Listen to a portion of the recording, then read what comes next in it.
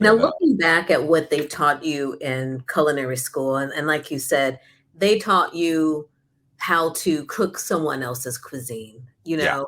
So, was there any inspiration of knowing that you were a Dominican and saying, you know what, Nelson, why don't you add this to, this dish? It was purely, this is the standard, this is how we cook. Was that sort of the how it went sort of in culinary school, for and there sure. wasn't any place to infuse who you are. No, definitely not. Definitely not. It was always about what the chef wants, what this restaurant wants. That's the only way it should be. Mhm. There was always these standards, techniques to dishes, excuse me, and you couldn't change that. It was Right. a respect level. Mhm. When you get to being an executive chef or sous chef, you can kind of put in your little inputs here and there, Mhm. if you have the respect for your team. But as a cook, you couldn't say anything. It was always Okay. like keep your mouth shut. You can talk amongst yourselves as cooks and talk stories and stuff, but this is the way things are done here, Okay. no matter how And you think it is. at that time when you were cooking, was there a restaurant besides the one that you and your friends were talking about? Was there really that, "I'm gonna be in New York, I'm gonna start a restaurant in New York?" Was that sort of still in the back of your head? Definitely, definitely. I think the ones that stand out for me that I worked in. So coming out of like my last year in culinary school, we got to do a internship or externship, they call it, Mhm. and I got to extern at this place called Hispaniola, which was a beautiful restaurant on 181st Street in Washington Heights. Mhm. Or now they call it Hudson Heights, but you know how that goes. They change the Uh, names. It was uh, by the Hudson Rivers, Washington Heights, but it was owned by a Dominican who studied in Japan. okay. So he was doing Dominican Japanese fusion, Mm. and it was fantastic. Like it was a cigar bar and a beautiful restaurant, and he was doing fantastic food. But looking at it back now, because I was in the mindset of like, this is the only food that will make you a really great chef and Mhm. stand out, get all the awards. I didn't really appreciate that as Mhm. much as I should have. Of Okay. watching this Dominican man doing a different style of cuisine, but still doing ours in a different way and creating this whole beautiful experience of this beautiful restaurant. I didn't see that. I wanted to. My vision was like, I got to be like the white chefs, Yeah. which is really messed up, But it's just the way we're brainwashed to think about. Like you have to be like the French chefs in order to be known, to make money and have successful restaurants. Mhm. You have to follow their footsteps, not your own people. Right. Even if this wonderful chef was doing amazing things in our neighborhood, creating a whole different experience because the place was packed every day, and it was a diverse crowd. It wasn't just Dominicans; it was Right. everyone was coming there, but it wasn't getting that same recognition because he was of color. It was just tucked away in the by the Hudson River in Washington Heights, um, but it was still getting a crowd, which is really special. I think about that now, and it really kind of inspires me to keep doing what I'm doing. What Wow. he was doing was amazing and paving the way. But Is he I still didn't. around by any chance? I mean, I know the restaurant may not be open, but is he probably you could to look him up or anything? No, I think for last time I checked on that, he moved back to Dominican Republic. Oh, did he? Okay. Yeah, a lot of Dominicans do that. They kind of make their life here, and then once they're ready to retire, they go back to the islands. Wow, wow. Yeah. Now, how long did you cook in New York, before you made your way to, the Bay Area? Probably 10 years, I think. Okay. Oh, Yeah, okay. 10 about 10, years. 12 years. Yeah, Okay. Wow. actually 12 years. Yeah, there. I was born and raised there. Just like I wanted to cook there and kind of.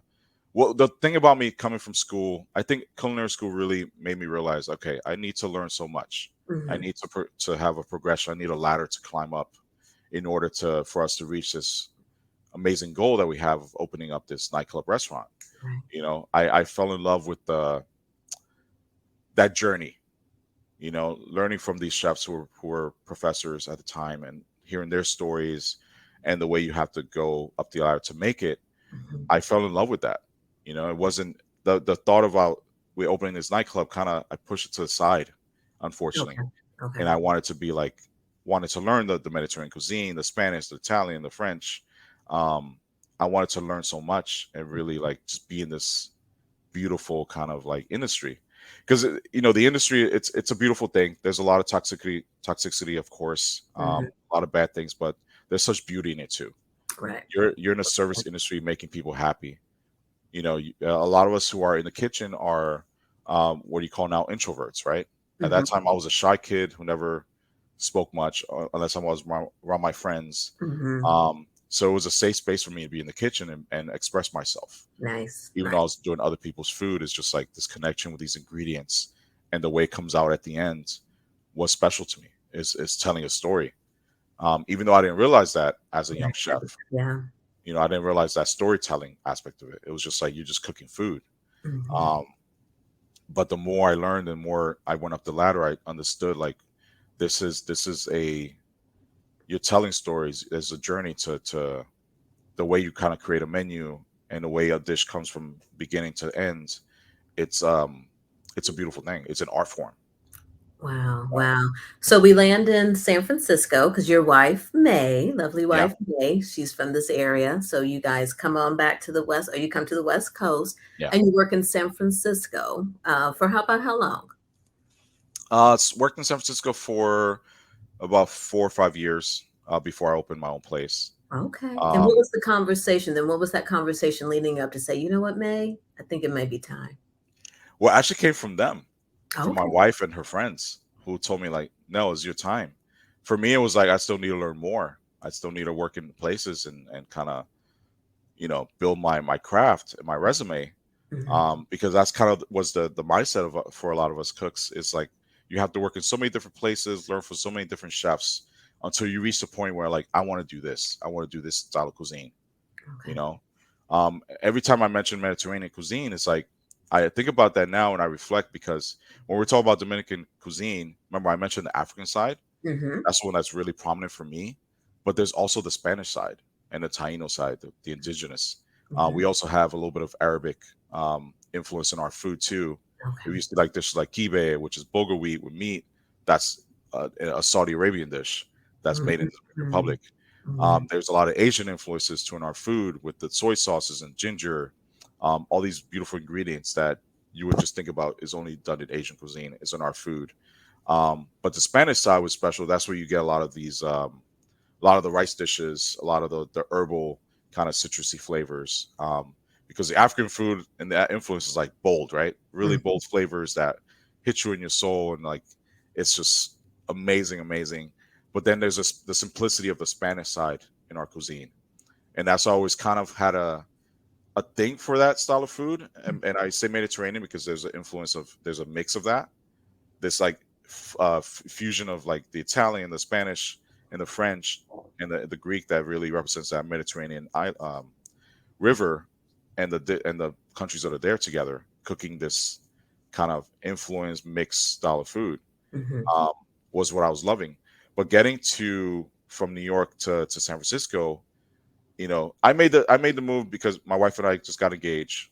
She Okay. wanted to be close to her family, but I was happy to move to New York. It was a point in my life where I was like, this is kind of eating up a lot of my time, Mm. eating a lot of my relationship. It's making me bitter, Okay. because Okay. it's a hard place to work at, especially in my field.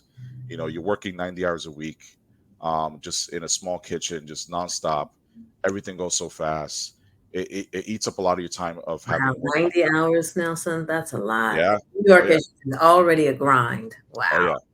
yeah. It was rough. Like it's just from the morning, from 7 or 6 in the morning to sometimes 1 a.m. And that's just as a chef working for someone else. Right. 7 days a week. There was no days off. Sometimes you get a one day off, but it Mhm. was a time where like you couldn't complain about it. You couldn't have a work life balance. It's just like you got to grind, or else you get fizzled out and you're back to square one. So But it's you like don't that perception that the best chefs are the ones that grind the hardest, that exactly, gonna burn out, they're gonna do all, exactly, can't even enjoy life. exactly. That's the sign of the chef that you wanna be, huh? Yeah, yeah. Unfortunately, that Wow. was the way you kind of get more respect. Mm, Either even from your own peers and people who are restaurant owners, like they want to hear how many hours you work, mm. how many cuts you have, how many burns, how many people screamed at you and threw shit at you. Like it's it was just that mindset back in the days. Now it's like, how, where do you come from? Where does your family come from? What style of food do you enjoy cooking? Right. Of course, it's still by what places you've worked at Right. and what chefs you learn from, but who inspires you? Right. People, It's when you more of ask me who that, are you, Nelson? yeah, Nelson, who are exactly, you? exactly, which is Wow. special. Is It's a bigger connection with the industry, and is a positive connection Wow. instead of hearing like who threw a pot at you, like. Because Wow. if you mention a big time chef, that's like it's special. Like, oh wow, you're So you're not a you're chef big unless you time. had a pot thrown at you, Oh Wow, yeah, wow. So alaMar's brewing. Tell me yeah, when you kicked it off in full speed for planning. of course. So yeah, reaching San Francisco, and again, I was happy to move here because it was another mecca of food. It was another space that, in the culinary world you hear about and you want to come and work beautiful places. So I worked at Supper Club first, became executive chef there, Okay. and it took me a while to get a job. I think the New York resume really was intimidating for a lot of people. I Uh-huh. was going for kind of sous chef positions or lower, and they'll tell a lot of people tell me you're overqualified, or Mhm. you know you're from New York, we don't want you to take our spot. But Landon's beautiful place. Then I helped open a Spanish restaurant called Marbella, Okay. which is a really cool space. It was super sexy. It was an amazing time for me to be part of this opening of this new place. It was special. But there was that time when I saw that. That's when I started learning about, okay, what does it take to open up a restaurant? It Okay. was my first time seeing that, and that's when the alaMar thing was brewing inside me. Like, when I have my time to open my own place, how should I start mine? Nice. What style of cuisine? What kind of concept? So it was like this building on the side while Mhm. building this new place that wasn't mine, but I was learning so much. Like, oh wow, this is what it takes. You got to get all these permits, And I did, when I went to culinary school, I did restaurant management too. Okay. So there was this. I build. It wasn't just about the cooking. I wanted to be a business owner. That was the goal, and I wanted to learn that side too. But there's only so much you can learn in school, right? And throughout the years, you kind of forget things. But seeing that firsthand and working with these owners who were actually there for about 30 years, they had a restaurant called Rex Cafe Wow. on Polk Street, but they wanted to switch the concept because for them it was getting stale. They were there 30 years, but still busy. But they wanted to do something sexier, something Mhm. different for the neighborhood. Um, and it was like this vision of like, we have a concept, but we need to tweak the whole thing. They gutted it out. They switched the decor, the bar program, the food program, everything. They brought me in to help with the Spanish menu, which is special. But it was like this new realm for me. Like, wow, I could see this from the start. I could see how it's done. These guys been doing it for years. I'm going to learn so much, not just the cooking side, but the business side of it. So I saw it as an opportunity to grow more. Um, and that place, so that only lasted a little less than a year. Okay. Unfortunately, even as experienced as they were, they just were not doing business the right way. Okay. They're losing money. They were kind of gambling the money away, and only one partner out of the rest. The chef who was there, who was the chef owner, was amazing. He was always in the kitchen, and it was this old school French chef. And he was like so dedicated to his restaurant, was always there, but he was on the older side. He was over 60 years old. He needed a break, Okay. so they brought me in to kind of give a younger um, kind of new breath to the kitchen Mhm. and give him some help so he can be with his family more. But the other owner was like not doing much, so I got to see a lot of positives, but then I got to see the negatives too of what it comes to when you get kind of complacent in your Mhm. concept and you just like let things go away. And they ran out of money. I Oh, went on a trip to go to Marbella, which is a Spanish city in Spain, where a lot of the rich go. It's like almost like Hollywood in Spain, which is really okay. cool. But it wasn't soulful. Like my wife and I always talk about our trips to Spain, and we love everywhere we've gone. But as beautiful as it was, there was no soul there. It's just these Mm. pretentious people going there to spend as much money as they can and showcase their yachts. Okay. So when I came back, I was gonna tell them like, Marbella, we have his name and we represent Marbella, but it's not such a special place. It's not really represents Spain and the soulful part of Spain as much.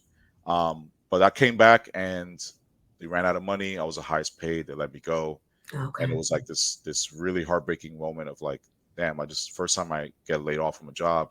Okay. As hard as I work, and I always give a pride of ownership wherever I'm at.